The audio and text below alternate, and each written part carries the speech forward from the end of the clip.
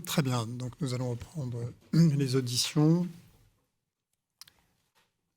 pour examiner à présent donc, le programme qui est porté par la société Préface 30 pour la chaîne Histoire. Je ne refais pas le préambule, je rappelle simplement que l'audition sera d'une durée d'1h30, un propos introductif de 30 minutes maximum pour le candidat, suivi d'un temps d'échange avec le collège. Et comme je l'ai indiqué tout à l'heure, donc le candidat ne peut pas apporter de modifications substantielles au dossier déposé au cours de son audition. Il peut par contre, bien évidemment, apporter des précisions qui pourront, le cas échéant, trouver leur traduction dans les conventions conclues entre l'ARCOM et le candidat retenu. L'audition est publique, je le rappelle, retransmise sur notre site ainsi que sur nos réseaux. Monsieur le Président, vous avez la parole. Merci, Monsieur le Président, Mesdames et Messieurs les membres du Collège. Voici notre second nouveau projet, celui de la chaîne Histoire. Ici encore, c'est une dénomination provisoire à titre de travail pour illustrer la promesse. Pour vous la présenter autour de moi, la même équipe que précédemment, Monsieur Ara Aprikian, Madame Julie Burguburu, Madame Alix Barrault, Madame Nathalie Lasnon, et nous a rejoint Monsieur Christophe Sommet, le directeur des chaînes thématiques du groupe TF1. Le projet de chaîne Histoire est né d'un constat. Et d'une évidence, aucune chaîne en clair n'est aujourd'hui entièrement dédiée à l'histoire et au patrimoine. Or, la connaissance du passé, des grands événements qui ont marqué les siècles, porte un genre audiovisuel qui est reconnu, apprécié, qui est référencié, qui est valorisé par le public, qui rencontre souvent des audiences très importantes. Et or, il n'est pas exploité aujourd'hui de façon significative à la télévision en clair. Connaître l'histoire, apprivoiser le passé, c'est offrir aux Françaises et offrir aux Français la perspective nécessaire pour comprendre les grands enjeux contemporains, les bouleversements qui affectent notre monde. C'est leur redonner du contexte dans le temps long de la réflexion historique, à rebours du temps effréné de l'actualité. C'est leur donner les clés pour éclairer le temps présent et dessiner les voies de l'avenir. C'est aussi la nécessité de rassembler les citoyens de tous les territoires, de tous les âges et de toutes les origines autour d'un patrimoine culturel commun. L'histoire ne doit pas être réservée à un cercle fermé d'amateurs. L'ambition de la chaîne est de s'adresser à tous les publics, de fédérer l'ensemble des téléspectateurs autour d'une offre de documentaires, de fiction, de cinéma, de spectacles riches, diversifiés et surtout accessibles à tous et toutes et présentés en clair. Nous souhaitons rendre l'histoire attrayante, captivante, fascinante, amusante, et qu'ainsi elle trouve sa place naturelle au sein de tous les foyers français. Cette nouvelle chaîne enrichirait significativement l'offre actuelle de la TNT, à laquelle nous vous avons dit précédemment combien nous sommes attachés. Cette nouvelle chaîne répondrait à une attente claire des téléspectateurs, constatée notamment lors de la diffusion des commémorations récentes. Si la chaîne Histoire est en mesure de proposer des programmes de qualité, puissamment financés à destination de l'ensemble de nos concitoyens, c'est parce qu'elle s'inscrit pleinement dans l'ambition du groupe TF1 qui investit déjà significativement dans le genre historique et le développe à travers sa chaîne payante Histoire et dans des programmes de prime time sur certaines de ses chaînes en clair. Lancer cette chaîne en clair permettrait au groupe de renforcer ses investissements dans cette thématique et d'en faire un nouveau pilier éditorial pour notre groupe. Je laisse maintenant la parole à M. Aprikian, qui vous présentera plus en détail le projet éditorial de la chaîne Histoire. Merci. Merci Rodolphe, Monsieur le Président, Mesdames et Messieurs les membres du Collège. L'ambition de ce projet, comme l'expliquait Rodolphe Belmer, est de permettre à tous et à toutes de se familiariser avec l'histoire, de la rendre accessible et captivante. Aujourd'hui, un grand nombre de nos concitoyens, et notamment les jeunes, s'intéressent à l'histoire pour se souvenir, pour s'inspirer, pour comprendre d'où l'on vient et où nous allons. Pourtant, il n'existe aucune chaîne en clair dédiée à cette thématique sur la plateforme TNT. Créer la chaîne Histoire est une réponse à ce manque. Sa programmation sera consacrée à l'histoire et au patrimoine et comprendra une grande diversité de genres permettant de susciter la curiosité de nombreux téléspectateurs. Toutes les grandes périodes de l'histoire seront traitées. L'Antiquité, le Moyen-Âge, la Renaissance, l'histoire moderne, l'histoire contemporaine. L'histoire sera appréhendée à travers une multitude d'approches. L'histoire locale, régionale, nationale ou internationale. L'histoire des civilisations, des idées, des sociétés, des modes de vie. Mais l'histoire des objets, de l'artisanat, l'histoire des arts, de la littérature, de la peinture, du cinéma, de l'architecture, du design. Mais la chaîne fera également la part belle à la découverte du patrimoine et sa préservation pour les générations futures. Naturellement, le documentaire et les magazines auront une place incontournable dans l'offre de programmes de la chaîne Histoire. Face à un flux continu d'informations, aux tentatives de désinformation, à la propagation de fake news, le public a besoin de faire une pause, de prendre du recul, de former un jugement éclairé sur le temps long. Le documentaire répond à cette attente. Le documentaire se révèle un moyen d'instruction, à l'écoute du monde et de ses changements, et permet un travail actif de mémoire. La chaîne sera vigilante aux spécialistes et aux producteurs choisis pour accompagner ces productions. La recherche française est réputée et riche de grands historiens. La production de documentaires historiques en est le miroir. Ce marché est très dynamique. Ainsi, le volume de commandes de programmes historiques a augmenté de 37% entre 2022 et 2023, selon les chiffres du bilan CNC, le marché du documentaire en France en 2023, plaçant le genre historique en deuxième position, derrière le documentaire de société. Et ce développement a été plébiscité par le public. En 2023 encore, parmi les 10 meilleures audiences de documentaires à la télévision, on trouvait 4 documentaires historiques, comme Famille de paysans, 100 ans d'histoire, ou Apocalypse, le crépuscule Hitler. Le documentaire historique a aussi fortement fait sa mue. Il est loin le temps de la simple collection de vieilles images d'archives. Le documentaire s'est profondément modernisé et a adopté les modes narratifs de création les plus modernes au service d'une science renouvelée. Animation, colorisation, effets spéciaux, reconstitution numérique élaborée permettent une immersion des téléspectateurs dans l'univers et la période concernée. Cela séduit un public de plus en plus large et de plus en plus jeune.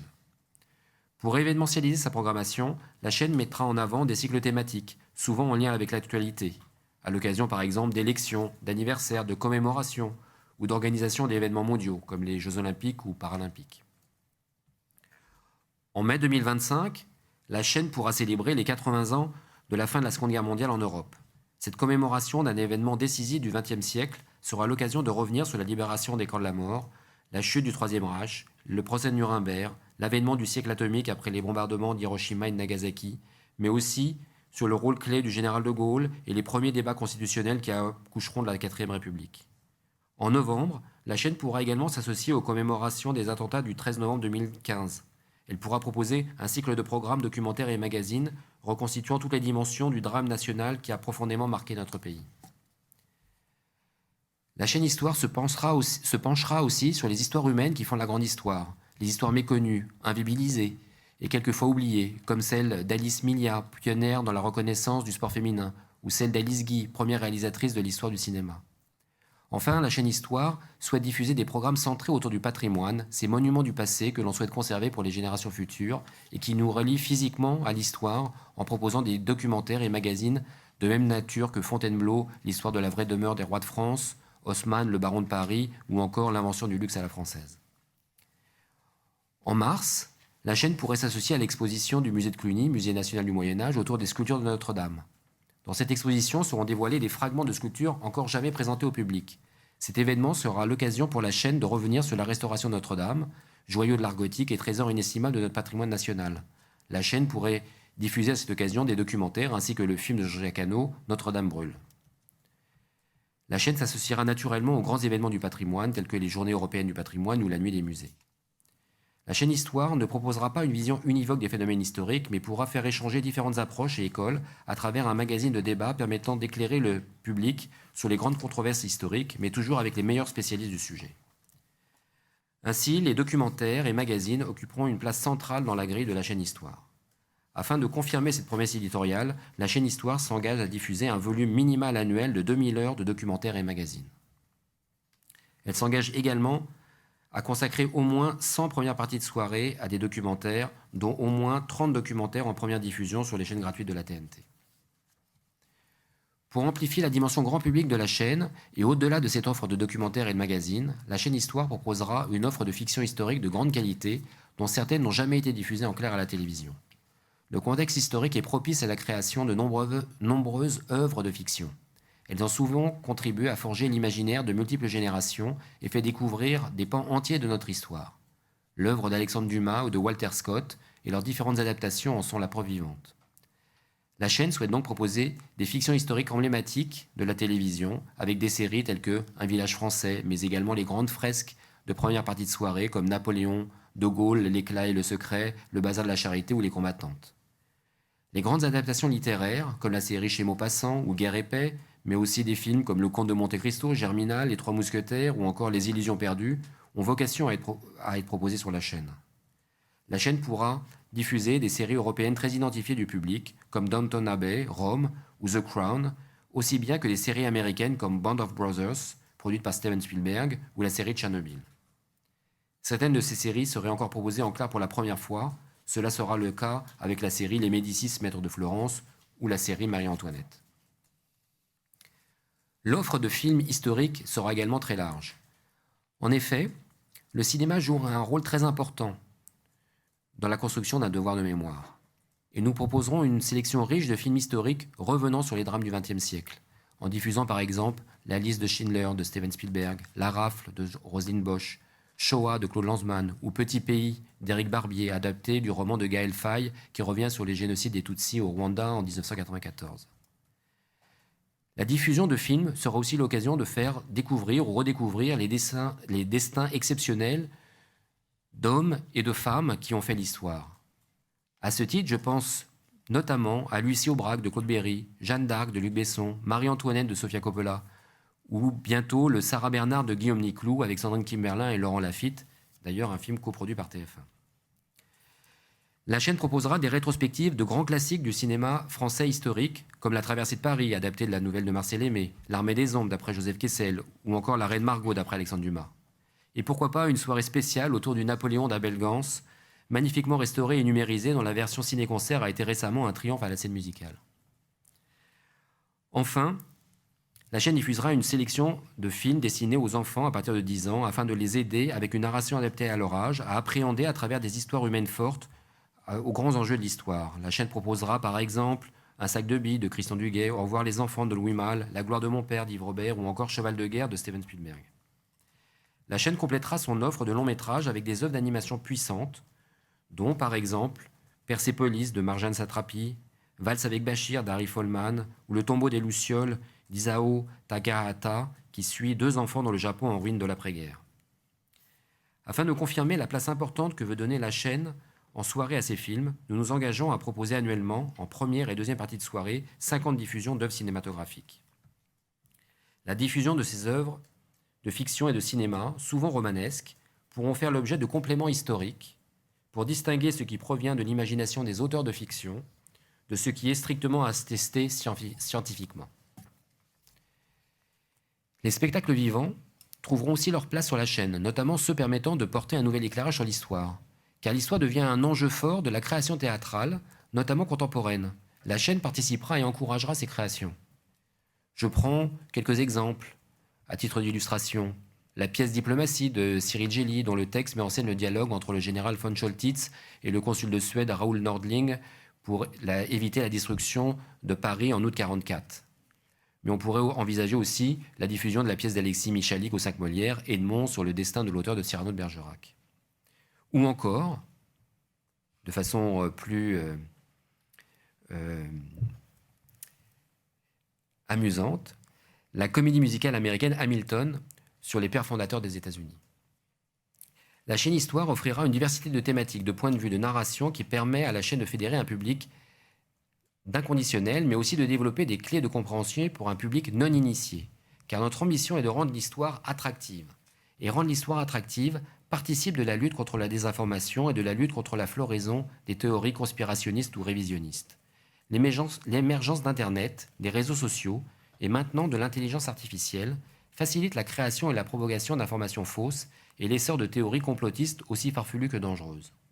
C'est à la source de ces mots que la chaîne cherche à agir en diffusant des séries documentaires de qualité ainsi que des émissions comme « C'est un complot » ayant pour but de redresser la vérité historique à l'aide d'experts et de documents fiables. Voilà pourquoi la chaîne Histoire s'engage à diffuser chaque année au moins 12 programmes participant à la lutte contre la désinformation ou à l'éducation aux médias. Mais en réalité, c'est le projet même de la chaîne que d'œuvrer constamment en ce sens. Par ailleurs, la chaîne Histoire s'engage à diffuser chaque année au moins 12 programmes faisant la promotion de la diversité, de l'inclusion ou de l'égalité homme-femme.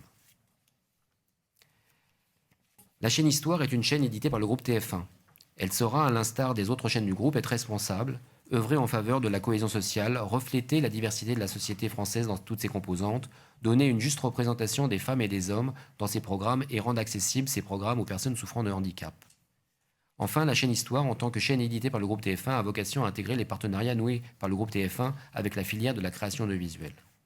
Comme je vous l'ai dit préalablement, ce sont près de 245 millions d'euros que nos chaînes ont investis en 2023 au titre de leurs obligations de financement des œuvres cinématographiques et des œuvres audiovisuelles patrimoniales européennes et d'expression originale française. L'intégration de la chaîne Histoire à ces accords est un atout indéniable pour maintenir le haut niveau d'engagement financier du groupe en soutien à la création et à la production indépendante. Elle permettra aussi de contribuer économiquement, de manière décisive, au développement d'une filière de création cinématographique, documentaire et audiovisuelle à vocation historique. Une vraie chance pour une filière française d'exception. En conclusion, je préciserai les engagements que la chaîne Histoire présente dans le cadre de sa candidature. La programmation de la chaîne Histoire est consacrée à l'histoire et au patrimoine. La chaîne Histoire s'engage à diffuser un volume minimal annuel de 2000 heures de documentaires et magazines. La chaîne Histoire s'engage à consacrer au moins 100 premières parties de soirée à des documentaires, dont au moins 30 heures de documentaires en première diffusion sur les chaînes gratuites de la TNT. La chaîne Histoire s'engage à proposer annuellement en première et deuxième partie de soirée 50 diffusions d'œuvres cinématographiques.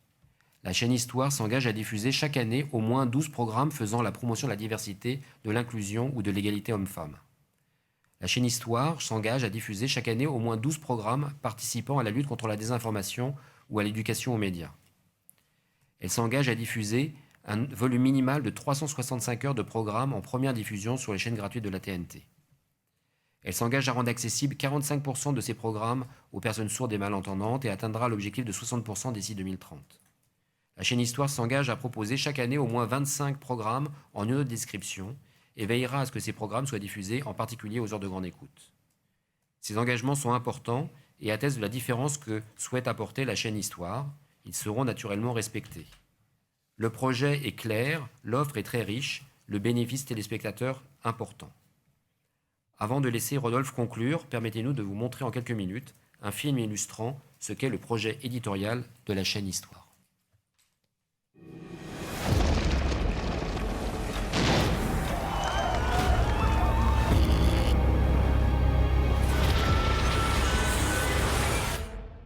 Qu'est-ce qu'on peut trouver derrière ce mur? Allons jeter un coup d'œil.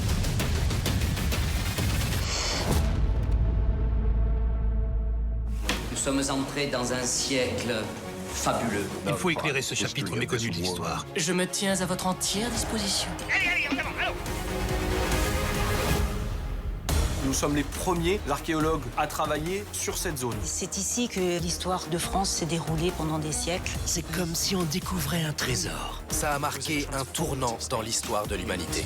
Des centaines de Français essaient de sauver leur patrimoine. L'esprit de domination est venu menacer la liberté des peuples. J'ai besoin de vous toutes. Salaud de pauvre. Qu'il mange de la brioche. Le jour est historique et vous y participez. Le monde n'oubliera pas cette date. Paris. Libéré. Libéré par lui-même. Aucune femme ne recourt de gaieté de cœur à l'avortement. Le combat féministe était aussi mon combat. Il faut rebâtir un monde propre, avec plus de justice. Rien n'est impossible à des hommes libres. Elle était au sommet de sa gloire. Et du jour au lendemain, le rideau est tombé. Cette femme était un symbole de la jeunesse, de la beauté, de l'émancipation. Il était le plus grand dirigeant et le plus grand soldat de tous les temps. On me dit souvent que tu es bien intégrée. Je ne suis pas intégrée, je suis née en France. Le savoir, c'est la plus belle chose du monde, parce que ça vous donne la liberté. 5, 4, 3, 2, 1.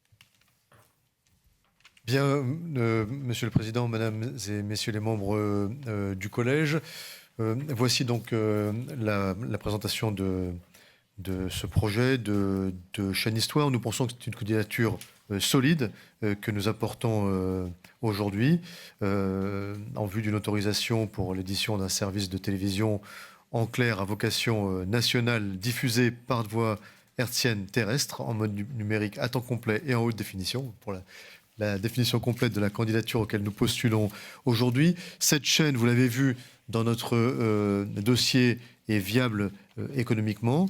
Elle bénéficiera de l'engagement du groupe TF1 et disposera d'une assise économique solide qui lui permettra d'atteindre son équilibre économique en 2027 et de prospérer après cela. Cette chaîne porte une proposition éditoriale forte, elle est nouvelle, elle est différenciante et on pense qu'elle enrichirait fortement l'offre des chaînes gratuites de la TNT telle qu'elle est présentée aux Français aujourd'hui. Elle répond donc à nos yeux à la fois à l'objectif prioritaire de pluralisme tel qu'il est requis par la loi, mais également à l'intérêt du public et de nos concitoyens. La chaîne propose des engagements solides qui seront bien entendu respectés, comme nous le faisons toujours au sein du groupe TF1. Et elle porte ensuite, cette chaîne, des engagements très élevés au soutien de la création audiovisuelle et cinématographique. Voilà pour les quelques mots de présentation, Monsieur le Président. Merci beaucoup pour votre présentation très, très claire, très complète. On va engager l'échange avec le collège. Peut-être une première question que je voulais vous poser pour lancer l'échange. Comment ça s'articule avec votre chaîne Histoire TV? C'est dans votre esprit, les deux se cumulent, ça se substitue? Alors en fait, l'idée générale, la réponse est simple, c'est que cette nouvelle chaîne se cumule, s'additionne à notre chaîne Histoire, avec une logique de, pas uniquement, mais globalement, de fenêtrage. Histoire est une chaîne qui est payante, qui est destinée à une offre par abonnement, qui permet d'apporter un certain financement aux œuvres audiovisuelles. Nous tenons aujourd'hui à apporter une chaîne gratuite d'histoire sur la TNT, parce que nous pensons que cette thématique est intéressante pour l'ensemble du public, premier point. Mais deuxième point, nous pensons en cela apporter un complément de financement par la logique du fenêtrage aux œuvres et ainsi permettre d'apporter au public français des œuvres audiovisuelles sur la thématique de l'histoire, mieux financées, plus spectaculaires, plus à même de rencontrer l'intérêt du grand public et idéalement de rayonner au-delà de nos frontières. Mais pour bien comprendre, c'est une offre distincte, c'est des programmes différents? Oui, je vais laisser M. Appliquant. Il y aura une grande partie de programmes différents. La vocation de la chaîne Histoire, c'est d'être une chaîne davantage plus grand public que celle d'Histoire TV, qui est une chaîne un peu plus pour aficionados de l'histoire. Donc l'approche sur la TNT gratuite, c'est justement de permettre à tout et à chacun de se familiariser avec les grands sujets historiques, de prendre goût à travers une offre beaucoup plus ouverte. C'est pour ça que, par exemple, la programmation de fiction, d'œuvres romanesques, qu'on a pu montrer dans le film, de fiction, de séries, mais aussi de cinéma, sont autant de manières de faire entrer dans le sujet historique sur lequel on apportera ensuite des compléments à travers des documentaires, des précisions historiques. Et on retrouvera une partie de programmes communs qui auront pu être cofinancés et par la chaîne payante et par la chaîne gratuite pour pouvoir additionner des financements et leur permettre d'avoir une expression qualitative supérieure. Mais vous pensez qu'il y a place pour les deux? C'est-à-dire celui qui est abonné à Histoire TV ne sera pas tenté de se dire oui, et c'est le cas pour j'ai la version gratuite. C'est le cas pour beaucoup de thématiques qui sont présentes aujourd'hui sur la TNT gratuite, qui trouvent une expression en chaîne payante. La différenciation entre les chaînes, c'est une affaire de spécialisation des contenus et de l'offre. Et de fenêtrage. Madame Grandénon. Oui, merci Monsieur le Président. Bonjour. Je voulais juste... donc vous indiquez dans votre dossier de candidature que la chaîne est une chaîne dont l'ambition serait de rendre accessible l'histoire dans toute sa complexité, sur toutes ces thématiques et ces périodes. Quels moyens, et notamment, je ne sais pas, est-ce qu'un comité d'experts, par exemple, envisageriez-vous de mettre en œuvre pour veiller à s'assurer de la rigueur du fait historique dans tous les programmes? Est-ce que vous avez envisagé ce système? Et j'avais une deuxième question, mais Ara Aprikian a déjà un peu...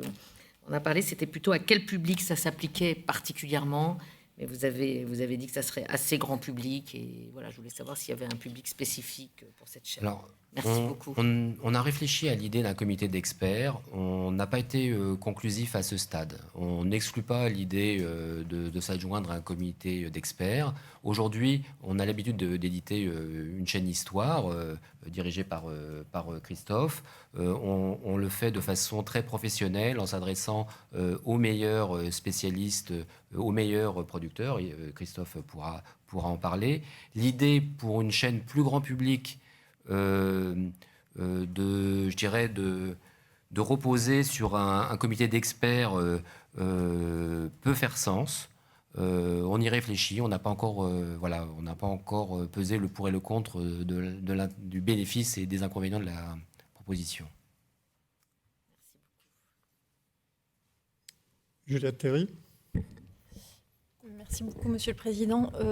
Sur donc ce que vous dites au sujet de la différenciation entre les deux chaînes payantes et gratuites, du coup, j'ai une question sur le pourcentage de diffusion que vous envisagez avoir sur véritablement des programmes d'histoire ou de patrimoine, mais stricto sensu. En fait, juste pour avoir une idée de ce qui est fiction historique d'un côté et ce que vous dites comme programmes légèrement plus pointus qui sont déjà présents dans Histoire TV.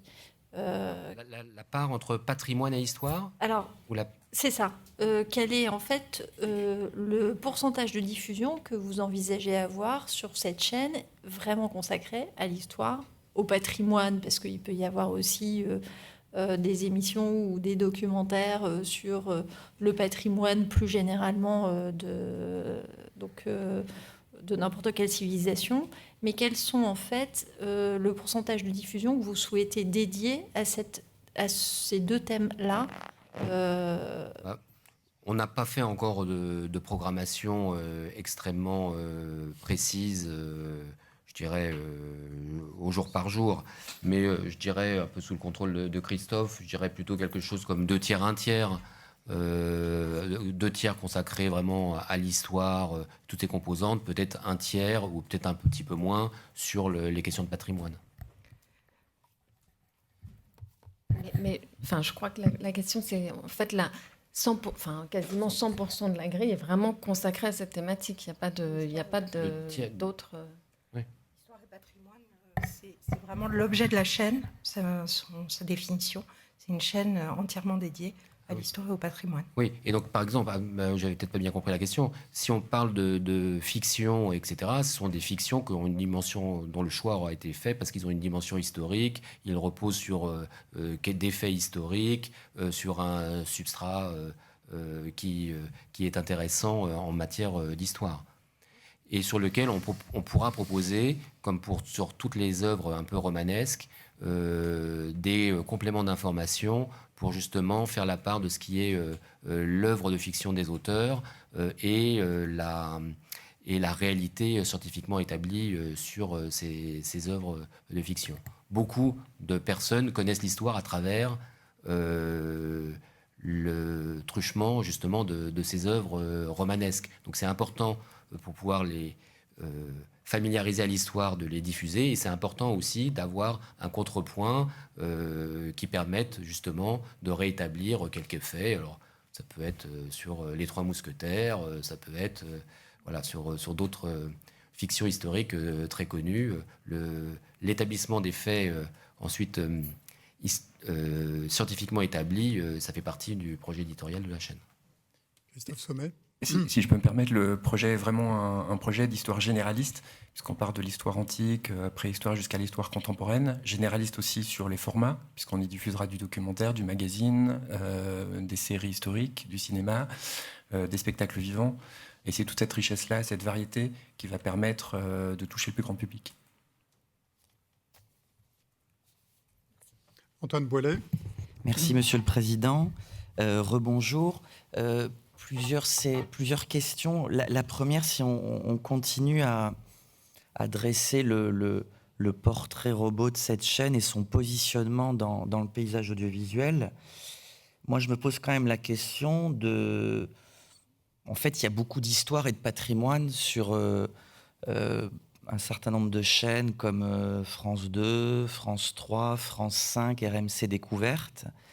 Vous avez cité, Monsieur Araprikian, des chiffres CNC qui démontrent un accroissement de l'investissement de l'écosystème dans les programmes d'histoire.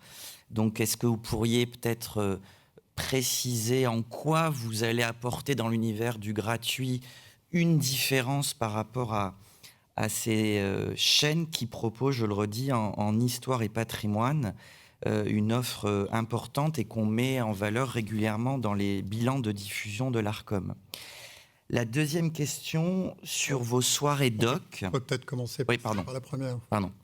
Alors, la plupart des thématiques sont déjà traitées parmi les chaînes généralistes. La musique est fortement traitée sur TF1, ça n'empêche pas d'avoir des chaînes entièrement dédiées à la musique, parce que c'est la notion même de chaîne thématique là-dessus qui...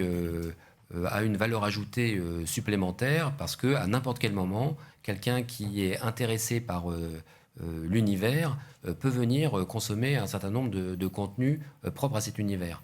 Or, nous pensons que l'histoire, dans son acception assez large, est suffisamment riche de thématiques, suffisamment riche en termes de création pour justifier une chaîne thématique spécifique et dans lequel le public viendra découvrir un certain nombre de sujets historiques, peut-être avec une prédilection pour le XXe siècle, et il enchaînera avec des sujets sur l'Antiquité. Ça sera autant de marchepied vers la découverte d'une histoire nationale et d'une histoire mondiale plus riche. Donc nous avons la conviction que le fait de proposer une chaîne thématique en tant que telle est un plus par rapport aux offres éparses qui peuvent exister sur des chaînes publiques ou sur des chaînes commerciales, malgré tout, qui restent quand même plutôt, je dirais,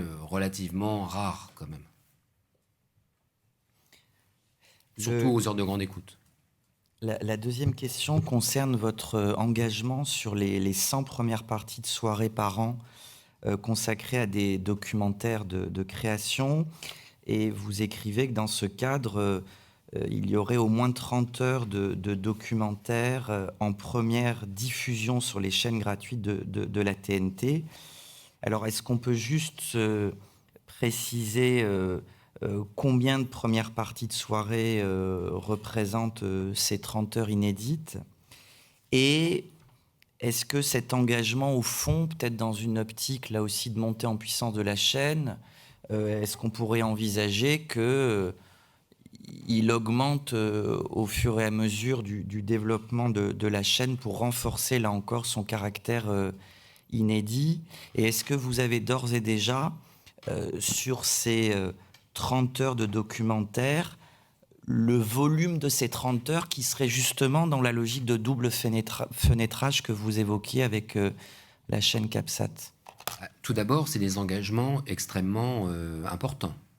Donc, c'est les 100 premières parties de soirée, c'est donc à peu près 2 cases de prime time, 2 cases de prime time par semaine.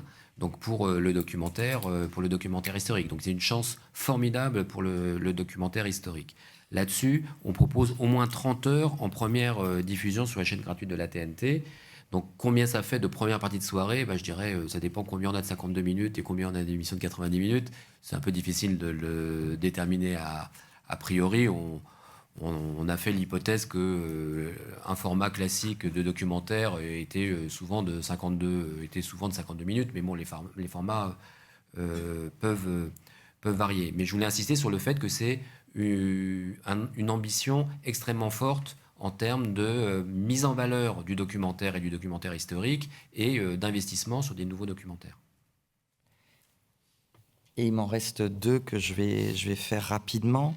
Par rapport justement à l'intégration de cette chaîne dans le dispositif d'obligation globale audiovisuelle et cinéma du groupe TF1, donc on voit bien que le chiffre d'affaires de cette chaîne viendra abonder vos obligations, mais là aussi, est-ce que vous envisagez à horizon 2 ou 3 ans, en fonction de la montée en puissance de la chaîne, pour prendre en compte là encore son développement éditorial, d'amender, d'enrichir ces accords audio et cinéma sur les thématiques que vous avez beaucoup abordées à l'instant, fiction, cinéma ou encore spectacle vivant? Et le tout dernier point, c'était quand vous évoquez des grands documentaires, des grandes fictions ou cinéma autour de l'histoire, est-ce que vous envisagez des débats ou des prolongements en plateau pour certaines de ces œuvres? Merci. Alors, pour le dernier point, oui. Je pense qu'il y aura un magazine ou des magazines sur cette chaîne qui permettra, je dirais, pour donner une idée, à la dossier de l'écran, à la façon des dossiers de l'écran, qui permettra de revenir, de donner un complément historique sur des œuvres de fiction. Donc on ne le fera pas de façon systématique et on ne le fera pas forcément sur le mode de plateau, je dirais, et de débat tel qu'on l'imagine avec les dossiers de l'écran, mais le fait de faire des contrepoints sur les œuvres de fiction pour leur donner un éclairage historique, ça fait partie du projet, ça fait justement partie du projet éditorial, de même que pouvoir faire converser des grands spécialistes sur des sujets historiques qui font l'objet de nouvelles recherches ou de débats. Ça fait partie aussi de notre projet, dès l'instant qu'on arrivera à rendre ça grand public. C'est-à-dire que ça ne doit pas être un débat d'experts, mais ça doit être justement un débat qui permet de faire aimer l'histoire, de faire aimer la complexité de l'histoire. Et tout l'enjeu, comme l'a dit Rodolphe Belmer tout à l'heure, c'est de donner du temps long et de la compréhension à des grands phénomènes historiques qui nous touchent directement ou indirectement. Alors, il y a peut-être une question à laquelle je n'ai pas répondu. Les accords les accords, oui. Je dirais que c'est une grande chance pour le documentaire si la chaîne était autorisée, puisque le chiffre d'affaires serait intégré dans notre obligation en termes d'investissement dans les œuvres audiovisuelles et œuvres cinématographiques, et qu'on aurait là encore une volonté d'investir plus fortement dans le documentaire, puisqu'on aurait un espace particulièrement dédié avec le volume de contenu dont j'ai parlé tout à l'heure pour pouvoir le faire. Et comme vous le savez au premier chef, notre obligation d'investissement s'est enrichie d'un sous-quota d'investissement documentaire récemment, enfin il y a quelques mois, et donc ce qui nous permettra justement de flécher une part significative de ces investissements vers le documentaire et notamment le documentaire historique. Merci. Hervé Gaucho. Merci, Monsieur le Président. J'ai également 2 questions. La première, je vais reposer un petit peu la même question que sur la session précédente. Donc, je m'attends un peu au même type de réponse, mais peut-être pas tout à fait quand même. Ça concerne la montée en charge de la recette publicitaire. Je vous rassure, je ne citerai pas de chiffres, mais elle monte de manière très significative, puisqu'il est prévu là aussi qu'elle double en l'espace de 2 ans. Alors, j'ai bien entendu l'exposé du modèle lors de la dernière audition, c'est-à-dire le fait qu'à périmètre constant, une chaîne de la TNT finalement remplace une autre. Enfin, à ceci près qu'une chaîne de la TNT qui disparaîtrait de la TNT ne disparaîtrait pas forcément, parce qu'il y a aussi l'IP et les fournisseurs d'accès à Internet. Par ailleurs, la différence là aussi, c'est que sur une chaîne Histoire, qui en plus de ça, elle aussi peut faire partie du plan de service en IP, aux côtés donc d'une autre chaîne Histoire qui, elle, reste payante, toujours dans votre groupe. J'imagine que le financement, enfin la recette publicitaire, le démarchage auprès des annonceurs n'est pas tout à fait le même, puisque même dans le cadre d'un bundle, on ne propose pas au même type d'annonceur ou de la même manière de la publicité sur une chaîne Histoire que sur une autre chaîne, j'allais dire plus grand public. Celle-là, on a bien compris qu'elle s'adresse également au grand public, mais voilà. Donc, je voulais savoir un petit peu quelles étaient vos réflexions en la matière qui vous conduisaient à penser que vous avez la capacité d'augmenter la recette publicitaire aussi rapidement, même si ça part de relativement bas. Je vous le concède. Et ma deuxième question est plus courte que la première, pardon. Vous souhaitez une dérogation sur les heures de grandes écoutes, 10h, 12h30, 17h, minuit. Et en fait, la question, c'est pourquoi? Merci. Peut-être que je peux répondre à la première question et Ara ou Alix répondront sur la question des horaires des grandes écoutes. Sur le modèle publicitaire, sans vouloir paraphraser la réponse que j'ai déjà faite tout à l'heure sur notre projet précédent du Monde TV, comment est-ce qu'on commercialise la publicité sur les chaînes de la TNT? Pour l'essentiel, sur nos chaînes de la TNT, mais c'est une pratique de marché, la publicité est commercialisée sur un mode de GRP qui n'est pas contextuel. Je m'explique, l'annonceur ne va pas aller choisir un programme particulier. Cette pratique contextuelle, elle s'applique principalement dans les très grands programmes, très puissants, événementiels, comme les grands prime time de TF1, où là vous avez des annonceurs qui viennent choisir tel ou tel prime time en fonction de l'affinité d'image entre le programme et l'image que l'annonceur cherche à véhiculer. Pour la TNT, pour l'essentiel, on approche le marché dans une logique de paquets, où on constitue des paquets de contacts, qu'on appelle donc des GRP, qui vont permettre à l'annonceur de réaliser un certain nombre de contacts sur sa cible, qui est le public, en général, sur le marché français, âgé de 25 à 49 ans. Aujourd'hui, la chaîne Histoire qu'on propose, elle vise le très grand public avec un barycentre 25 à 49 ans, comme toutes les chaînes qui ont une vocation commerciale dans le pays. Ces espaces publicitaires sont commercialisés par la régie dans le cadre de paquets beaucoup plus larges qui incluront toutes nos autres chaînes de la TNT. Et donc il nous semble que, vu le chiffre d'affaires qui est visé, qui est quand même assez modique et qui se compte en pourcents, quelquefois, c'est même pas avec un S, ou disons avec un tout petit S, du chiffre d'affaires total réalisé par la régie. Il nous semble que les chiffres qu'on vise sont très modestes et devraient être atteints très vite. Et moi, je trouve que les objectifs que la régie s'est fixés sont assez raisonnables. Et je pense que je remettrai des objectifs commerciaux beaucoup plus élevés que cela. Les heures de grande écoute. Du coup, pour vous donner quelques éléments de réponse sur les heures de grande écoute, donc nous, dans le cadre de l'élaboration de ce projet, On s'est penché finalement sur l'univers concurrentiel sur ce type d'offres, donc sur les chaînes découvertes ou les chaînes, donc les chaînes documentaires, les chaînes histoire, en tout cas celles qu'on a déjà au sein du groupe. Et effectivement, il nous semblait que les heures de grande écoute sur ces chaînes-là n'étaient pas les mêmes que sur nos autres chaînes comme TMC ou TFX. Et donc, on a proposé quelque chose qui ressemble, ça veut dire avec une tranche élargie sur l'après-midi et qui se prolonge dans la soirée. Donc, c'était notre proposition de faire le 17h minuit. D'autres chaînes ont plutôt des heures de grande écoute qui sont 15h, 23h ou 14h minuit.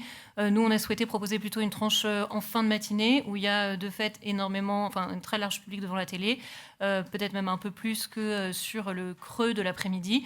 Donc, on voulait adapter finalement nos heures de grande écoute au secteur concurrentiel, tout en quand même nous adressant à un public le plus large possible sur ces heures-là.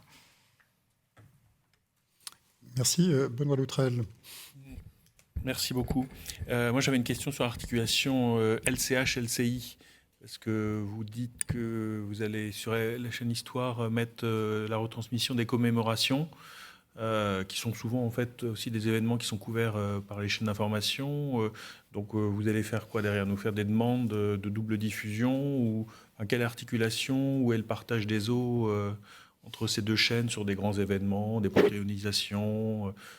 Alors le débarquement, là on est bon pour 10 ans, mais d'autres événements. Je ne pense pas qu'on fera de demande de codiffusion, c'est pas l'objet, mais il y a beaucoup de commémorations qui ne font pas forcément l'objet d'une retransmission sur LCI, ni sur aucune autre chaîne du groupe, et qui mériteraient dans le cadre d'une chaîne dont la thématique est liée à l'histoire, d'être retransmise. Donc c'est à ça qu'on fait plutôt référence. L'idée n'est pas de faire une chaîne d'information continue sur les retransmissions et les commémorations, mais c'est de ne pas s'interdire de pouvoir le faire quand ça a un sens éditorial global qui nous permettrait d'articuler une programmation autour de la commémoration de films, de documentaires liés à cet événement d'actualité, d'un événement d'actualité qui peut être assez fort. Voilà. Mais tout ça dans le respect, je dirais, de la diversité des offres dans le groupe.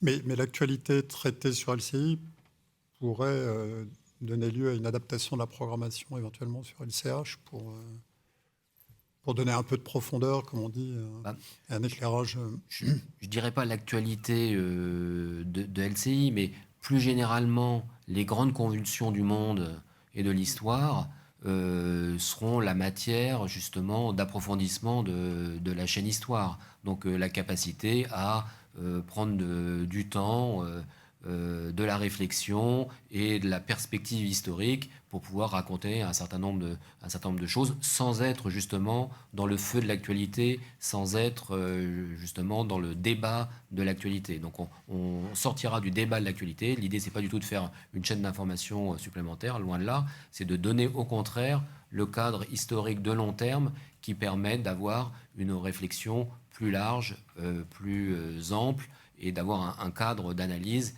qui dépasse simplement le traitement de l'actualité.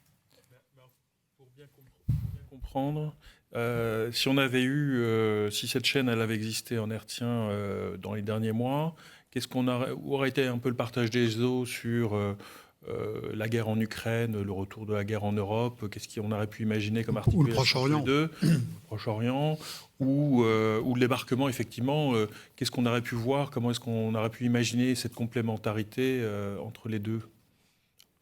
Par exemple, sur le débarquement, il y avait les cérémonies du débarquement qui étaient diffusées d'ailleurs ou sur LCI ou sur TF1. Et on ne pouvait envisager une programmation de films historiques, de documentaires historiques et éventuellement des débats dans le cadre d'un magazine sur la chaîne Histoire. Sur les Jeux Olympiques, par exemple, on aurait très bien pu faire un cycle sur l'histoire du sport. Revenir sur les Jeux Olympiques de Munich 1972, Berlin 1936. À l'occasion du Tour de France, on peut très bien revenir sur l'histoire du maillot jaune, 50 ans de maillot jaune il y a quelques années, ce genre de choses. Juste pour compléter, du coup, la réflexion dans la proposition de ce projet, c'est aussi de constater qu'il y a déjà de nombreuses, en tout cas 4 chaînes d'information sur la TNT. Et nous, notre projet-là, il se positionne vraiment dans le temps de l'analyse et de la prise de recul. Donc, si demain un événement majeur se produit, l'idée, c'est pas instantanément de déconstruire toute la grille, mais plutôt de prendre le temps de réfléchir et de se dire comment on en est arrivé là, quelles sont les causes, quelles sont les raisons qui expliquent aussi les grands enjeux du monde. Et notre constat aujourd'hui, c'est aussi que finalement, que les chaînes info n'ont pas forcément le temps de faire cette prise de recul-là.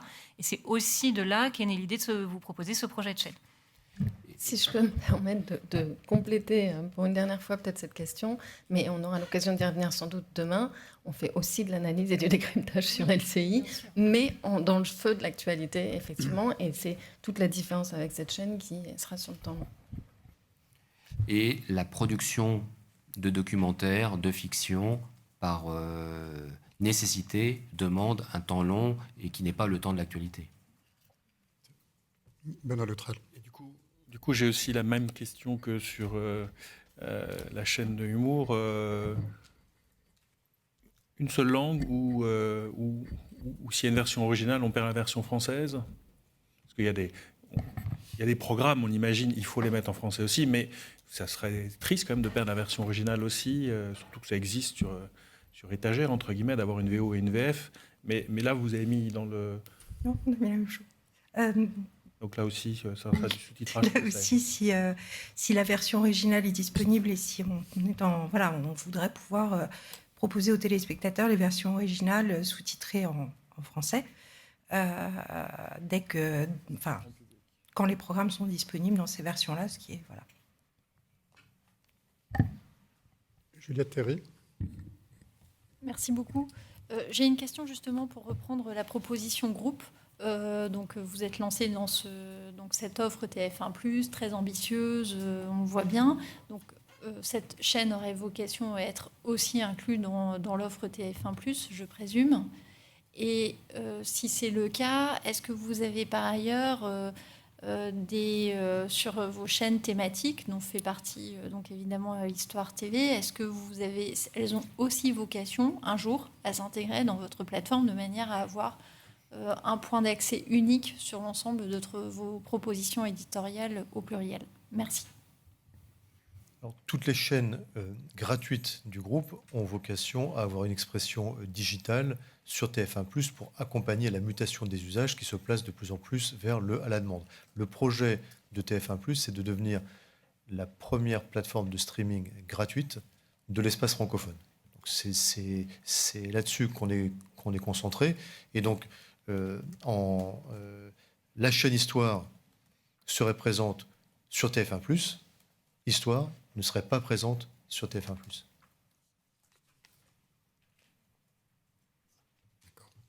Donc en français, dans le texte, ce qui est gratuit serait sur TF1+, ce qui est payant ne le serait pas.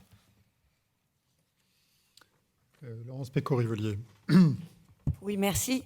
Effectivement, toutes nos questions portent un peu sur la composition à la fois de l'offre et sur le public qu'elle va viser, puisque on a bien compris et vraiment l'ambition de servir à un débat public qui est actuellement complexe à mettre en œuvre, mais encore faut-il effectivement que ça trouve son public. Donc moi j'avais deux questions. La première, donc sur la composition de l'offre, on a parlé des magazines de plateau que vous alliez mettre sur à peu près 1000 heures, semble-t-il. Est-ce que vous pensez faire des rendez-vous assez récurrents ou est-ce que ça va être en fonction d'une actualité ou de la programmation qui est mise en œuvre dans la semaine ou dans le mois?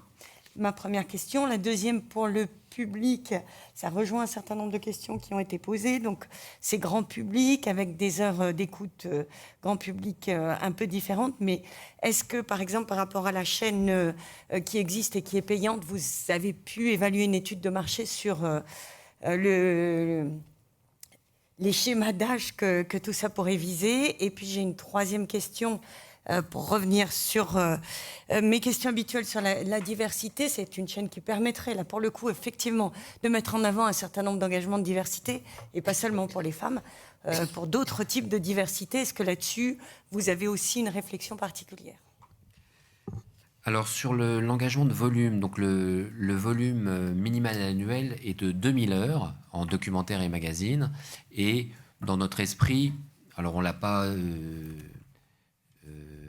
splitté spécifiquement entre documentaire et magazine, mais très majoritairement documentaire.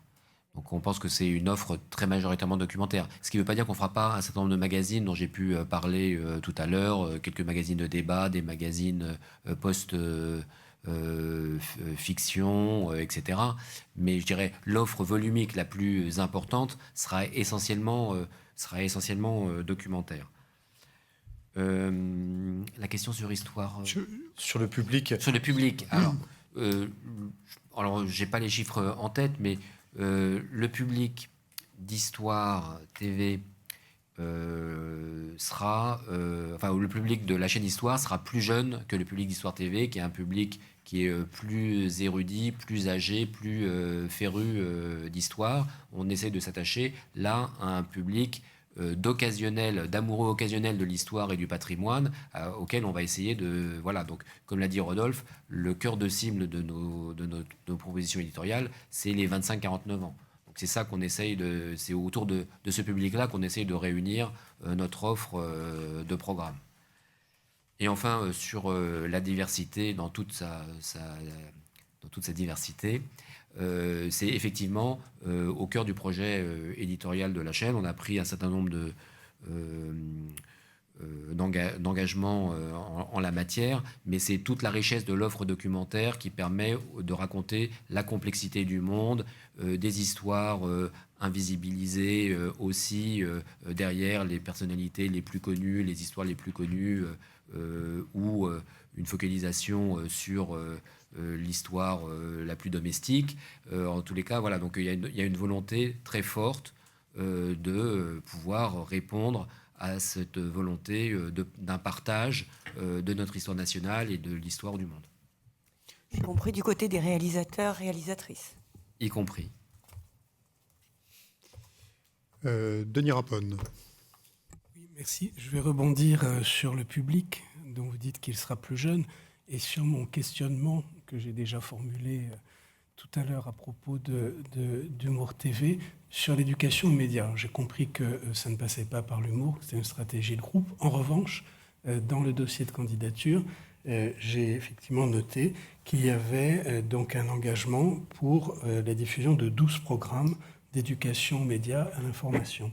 Est-ce que vous pouvez nous en dire plus sur ce que ça représentera, quels seront les formats, comment, voilà, concrètement, quels seront effectivement ces 12 programmes?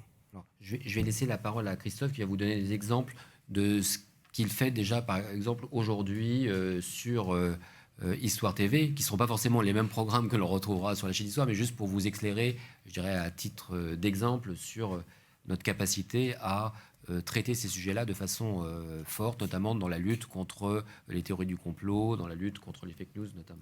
Alors deux exemples, cette série dont on vous a parlé précédemment qui s'appelle C'est un complot, c'est un vrai complot. C'est Christophe Bourseiller qui raconte en 30 minutes les théories du complot et les vrais complots. Donc on part de l'attentat du petit Clamart, on n'a pas marché sur la Lune, les Didi est morte assassinée, ce genre de sujet ancien ou plus récent. Et un autre exemple, une belle série qu'on a produite qui s'appelle Désinformés, qui revient sur l'histoire des théories du complot là aussi, et comment à travers la Covid-19 tout s'est accéléré, et également avec la situation géopolitique internationale. Donc c'est deux exemples de séries documentaires.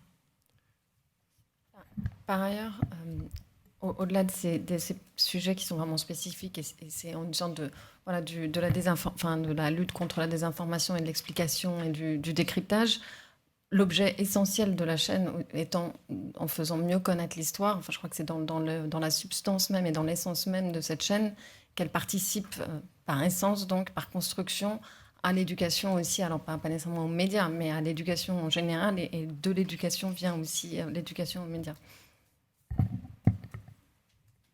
On a une étude OpinionWay 2024 qui dit que 45% des 15-24 s'informent sur les réseaux sociaux. Une autre étude qui nous dit que 79% des 25-34 déclarent s'intéresser à l'histoire, et 48% déclarent avoir du mal à trouver les supports qui les intéressent. Et c'est ce qu'on essaie de proposer avec ce projet de chaîne Histoire.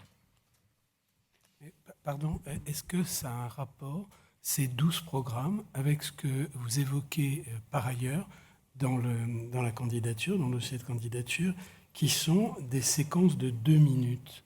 Je n'ai pas compris en réalité comment ça s'articulait. Non, alors je crois que c'est la reprise de la formulation des engagements sur les autres chaînes, sur ce type de programme. On pense que sur ces questions-là, les formats peuvent être très variables. On peut avoir des formats courts qui pourront être utilisés sur nos antennes avec un nombre de rediffusions très important et sur les réseaux sociaux et sur notre plateforme digitale qui méritent d'être courtes pour pouvoir avoir un impact auprès d'un type de public, et d'autres programmes qui méritent, eux, d'être beaucoup plus longs parce qu'ils vont être dans une explication beaucoup plus fouillée. Et donc, on ne veut pas être bloqué par le type de format. C'est ça la raison de la façon dont l'engagement est formulé. Mais la vocation générale de la chaîne, c'est justement de participer à la lutte contre ces éléments, je dirais, un peu de bulle informationnelle des réseaux sociaux qui contribuent à enfermer chacun dans ses propres certitudes, voire quelquefois ses propres incertitudes. Voilà, donc c'est d'essayer de mettre en place quelque chose qui soit commun, partageable et éventuellement questionnable, mais dans le cadre d'un échange public. Antoine Boilet. Merci, Monsieur le Président. Il me semble que Histoire TV est déjà ponctuellement en co-investissement et en co-fenêtrage avec des chaînes gratuites de la TNT en dehors du périmètre de TF1. Donc, je voulais simplement confirmer ce point avec vous. Et dans ce contexte, est-ce que l'arrivée de la chaîne Histoire viendrait partiellement en lieu et place de ces co-investissements avec ces acteurs TNT hors groupe TF1? Et est-ce que dans votre idée, ce co-investissement, co-fenêtrage Histoire TV et la chaîne Histoire ne viendrait pas enlever une capacité pour la chaîne parlementaire Assemblée nationale et Public Sénat? Je crois que vous montez aussi, pas dans les mêmes budgets avec eux, en tout cas ils montent avec vous sur certains projets, donc je voulais avoir un éclaircissement là-dessus.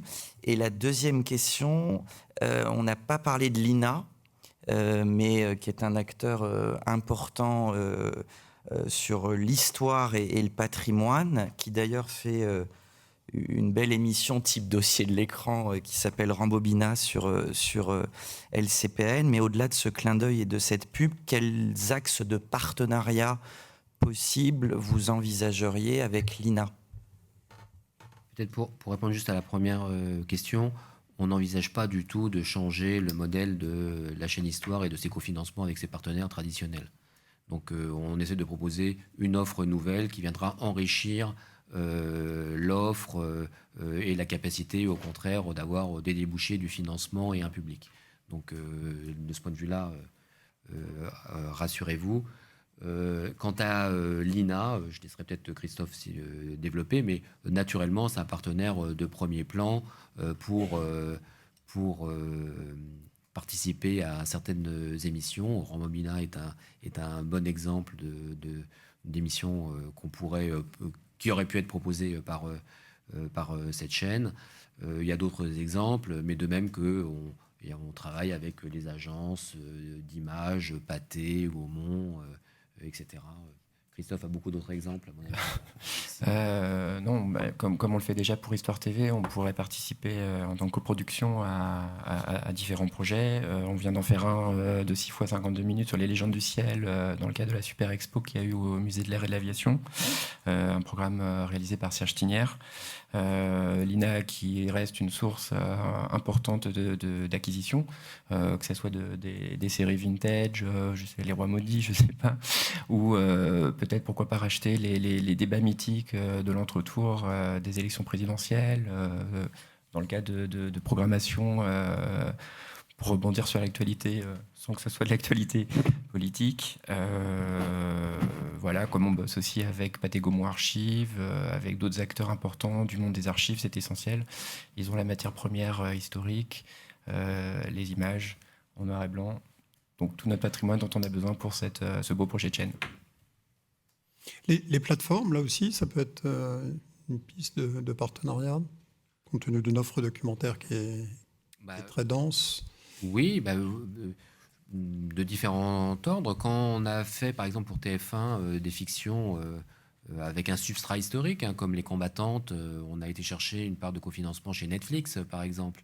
Donc, ce type de projet, s'il devait voir le jour sur une chaîne comme la chaîne Histoire, il faudra qu'il trouve des cofinancements ou des cofinancements de partenaires payants, type plateforme, ou des cofinancements avec d'autres partenaires gratuits en France ou à l'étranger, avec des partenaires de chaînes publiques, par exemple allemandes, anglaises. Voilà, donc oui, et on voit que il y a un intérêt sur les sujets nationaux des plateformes qui veulent faire des produits locaux. Et donc l'histoire locale est sans doute quelque chose qui peut les intéresser également, notamment dans leur offre documentaire un peu de prestige. Bénédicte Lesage. Merci, Monsieur le Président. Je voulais vous poser une question sur les thématiques que vous allez aborder. Est-ce que vous allez travailler aussi sur des propositions, que ce soit en termes de documentaire et plus largement aussi de fiction ou de magazine, sur la question de l'histoire européenne? Donc ça, c'était une première question que je voulais vous poser. Et la deuxième, c'est pour aller chercher un public plus jeune. Quelle sera votre stratégie en termes éventuellement d'incarnation dans les magazines, de présentateurs qui soient un peu un passeur pour aller sur ces sujets-là? Est-ce que vous avez une stratégie sur des formats spécifiques pour le numérique pour aller chercher ce public? Est-ce que vous pouvez nous en dire un peu plus? Alors, sur les passeurs, vous avez raison, je pense que ça sera un enjeu particulier de la chaîne. Parce que on voit bien que l'histoire, à travers les générations, elle s'est cristallisée autour de grands passeurs, souvent, qui ont été ces médiateurs entre un sujet historique et la capacité à le rendre de façon grand public. Donc, on voudra aller chercher des grands passeurs et, je dirais, de la génération d'aujourd'hui. Donc ça fait partie de l'objet, un peu, ça fera partie de l'objet de nos recherches. On ne veut pas citer de nom là pour ne pas embarrasser qui que ce soit, mais on a quelques idées. Quant à aller chercher, alors il y a de nouveaux terrains d'expression, je dirais, de la médiation culturelle autour de l'histoire à travers des personnages qui naissent sur les réseaux sociaux. On pourra regarder s'ils sont suffisamment intéressants, compétents, scientifiquement irréprochables pour voir s'ils peuvent être cette nouvelle génération de passeurs à la télévision pour accompagner une nouvelle génération. Mais en tous les cas, on aura la volonté d'essayer de trouver les meilleurs relais d'incarnation pour pouvoir rendre l'histoire vivante et grand public. Et on a déjà commencé, si je peux me permettre, avec l'un d'entre eux qui s'appelle Nota Bene, c'est Benjamin Briot, 8 millions d'abonnés à l'ensemble de ses réseaux sociaux, connu pour son travail de recherche historique, sa lutte contre la désinformation et les fake news. On a produit et réalisé son premier film sur les Vikings, qu'on a diffusé sur Histoire TV en janvier, et on est en train de développer une collaboration avec lui pour une nouvelle série sur l'histoire étonnante des Romains. Excusez-moi, il y avait une deuxième partie dans ma question, c'est est-ce que vous aurez une stratégie spécifique sur le numérique, sur des formats ou des reformatages de contenu diffusés en linéaire pour aller chercher un public plus jeune? La vocation de la chaîne, c'est d'adresser un public que nous, on considère relativement jeune, comme un public de moins de 50 ans. et de leur permettre, en étant présents sur notre plateforme numérique TF1+, qui elle a à peu près un âge moyen de consommation de 10 ans de moins que la télévision, d'aller chercher un public encore plus jeune par la diffusion digitale et numérique. Donc là, je dirais, c'est la coexistence de l'offre de TNT gratuite d'un côté et de l'offre non linéaire de TF1+ de l'autre, qui permet de maximiser ces points de contact avec un public plus jeune. Donc incarnation d'un côté, stratégie de diffusion et de pénétration de l'autre. D'accord. Et donc sans contenu spécifique, c'est les mêmes contenus qui vont être accessibles via TF1+ en non linéaire. Oui, enfin, Rodolphe pourra peut-être vous en parler. Toute notre stratégie, c'est justement de réussir à concentrer suffisamment de moyens pour pouvoir proposer des offres de contenu à haute valeur ajoutée qu'on peut consommer soit en linéaire, soit en non linéaire. C'est ça la stratégie d'investissement du groupe. Et sur l'histoire européenne ? Oui, donc l'histoire européenne, c'est un très bon sujet. Nathalie, je crois qu'il y a peut-être des choses que tu veux dire là-dessus. On veut réussir à ouvrir toutes les dimensions, je dirais, de notre histoire nationale dans le contexte géographique, dans le contexte historique national et européen, naturellement. Donc ça fait partie des sujets que l'on traitera un peu en priorité.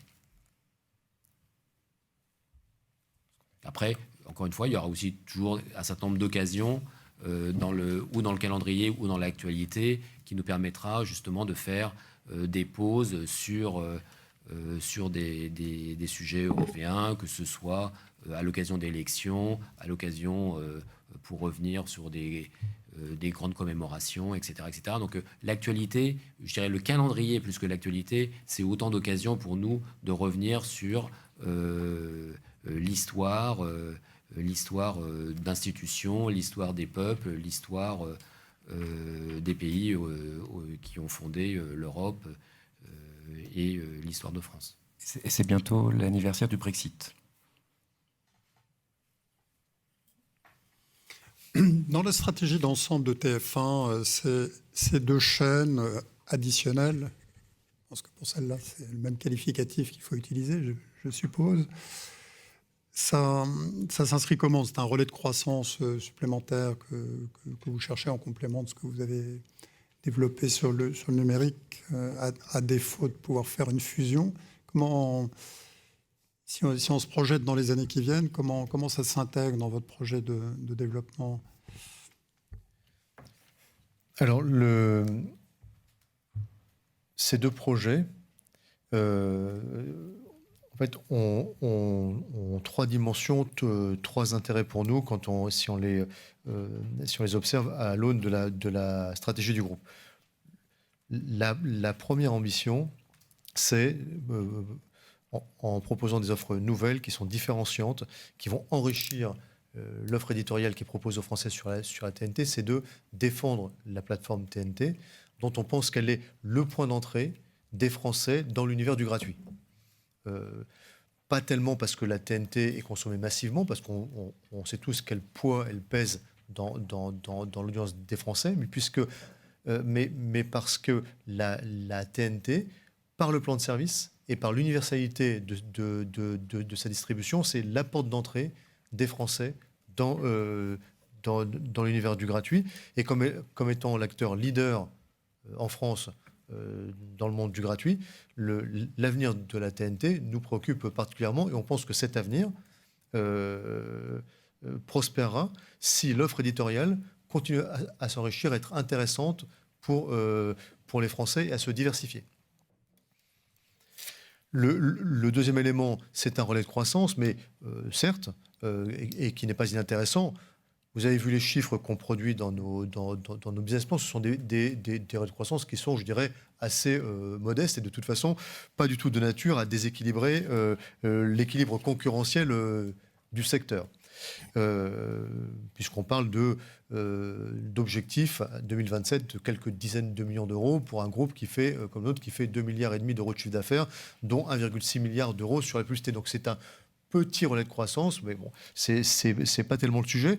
Le sujet pour nous, c'est un sujet d'affirmer l'expansion du groupe dans certains genres éditoriaux. Parce que un groupe média comme le nôtre, c'est la rencontre entre un projet de diffusion, dont on parle aujourd'hui, TNT, digital, etc., et un projet éditorial. Donc qu'est-ce qu'on amène, qu'est-ce qu'on dit à notre public et aux Français en l'occurrence, et ça veut dire asseoir le groupe sur un ensemble de genres qui est intéressant et sur lequel on peut avoir une approche industrielle de long terme d'investissement. Et c'est ça qu'on est en train d'envisager aujourd'hui, c'est d'élargir le groupe, de l'asseoir sur 2 autres piliers éditoriaux sur lesquels on va pouvoir engager la maison dans des investissements de longue durée plus importants pour pouvoir contribuer à la création dans notre pays. Merci. Mes chers collègues, est-ce que vous avez d'autres questions que vous souhaiteriez poser? Non. On approche un tout petit peu en avance. On approche de la fin de l'audition. Monsieur Belmer, est-ce que vous souhaitez... Non, Monsieur le Président, je vais vous épargner ma conclusion sur l'addition et pas la substitution, mais je vois que le mot est passé. J'avais anticipé, je vous prie de m'en excuser. Très bien, mais écoutez, on va en rester là en vous remerciant. Merci beaucoup. Merci.